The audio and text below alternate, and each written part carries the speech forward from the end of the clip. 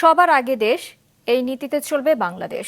যুক্তরাষ্ট্রের সহকারী পররাষ্ট্রমন্ত্রী পল কাপুরকে এটি জানিয়েছেন পররাষ্ট্রমন্ত্রী। মধ্যপ্রাচ্যে যুদ্ধের কারণে সম্ভাব্য জ্বালানি সংকটে যুক্তরাষ্ট্রের সহযোগিতা চেয়েছেন বিদ্যুৎ মন্ত্রী। বাণিজ্যমন্ত্রী জানিয়েছেন, যুক্তরাষ্ট্র বাংলাদেশ বাণিজ্য চুক্তিতে প্রয়োজনে নতুন ধারার সংযোজন বা বিয়োজন হতে পারে। সফরের দ্বিতীয় দিনে সকালে সচিবালয়ে বাণিজ্য মন্ত্রীর সঙ্গে বৈঠক করেন যুক্তরাষ্ট্রের দক্ষিণ ও মধ্য এশিয়া বিষয়ক সহকারী পররাষ্ট্রমন্ত্রী পল কাপুর। সঙ্গে ছিলেন মার্কিন রাষ্ট্রদূত ব্রেন্ট ক্রিস্টেনসেন। বৈঠক শেষে বাণিজ্যমন্ত্রী জানান, কিছু নন ট্যারিফ প্রতিবন্ধকতা দূর হলে বাংলাদেশে বিনিয়োগ করবে মার্কিন যুক্তরাষ্ট্র। বলেন, যুক্তরাষ্ট্র বাংলাদেশ বাণিজ্য চুক্তিতে প্রয়োজনে নতুন ধারার সংযোজন বা বিয়োজন হতে পারে। কোনো চুক্তি এন্ড অফ লাইফ না, জীবনের সর্বশেষ কিছু না।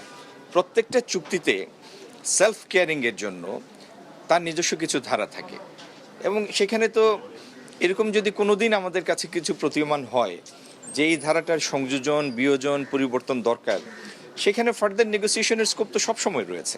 পরে দুপুরে বিদ্যুৎ ও জ্বালানি মন্ত্রীর সঙ্গে বৈঠক করেন পল কাপুর। বৈঠক শেষে জ্বালানি মন্ত্রী জানান, দেশে মার্চ পর্যন্ত জ্বালানি মজুদ থাকলেও সরবরাহ বন্ধ হয়ে গেছে। এ ব্যাপারে যুক্তরাষ্ট্রের কাছে সহযোগিতা চাওয়া হয়েছে।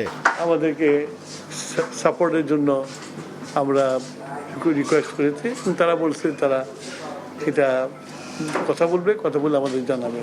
আমাদের ক্রাইসিস থাকবে হলো ঈদের ছুটি পর্যন্ত। ঈদের ছুটি পর্যন্ত যেটা আছে, এটা যদি ম্যানেজ দিতে পারি আমরা ঠিক মতো সাশ্রয় করে, তাহলে তো ছুটির পরে সব বন্ধ হয়ে যাবে, আমার ডিমান্ড কমে যাবে। এর আগে সকালে পররাষ্ট্র মন্ত্রণালয়ে গিয়ে পররাষ্ট্রমন্ত্রী ও প্রতিমন্ত্রীর সঙ্গে আলাদাভাবে বৈঠক করেন পল কাপুর। বিকেলে সংবাদ সম্মেলনে পররাষ্ট্রমন্ত্রী জানান, সবার আগে দেশ। পল কাপুরকে সরকারের এমন অবস্থানের কথা জানিয়ে শুল্ক আরও কমানোর অনুরোধ করা হয়েছে। আমাদের পররাষ্ট্র নীতির মূল বিষয়গুলো জানিয়েছি। বাংলাদেশ ফার্স্ট, বাংলাদেশ প্রথম, সবার আগে বাংলাদেশ, এই নীতিতে আমরা চলব। যখন সেকশন 301-এর আন্ডারে নতুন ট্যারিফ হবে, সেটার জন্য 19 না হয়ে আরও কিছু কম হয়, তো সেই আবেদনটা আমরা করেছি। আলোচনার মাধ্যমে দ্রুত মধ্যপ্রাচ্যে যুদ্ধাবস্থার সমাধানের বিষয়ে যুক্তরাষ্ট্রের প্রতি আহ্বান জানানো হয়েছে, জানান মন্ত্রী।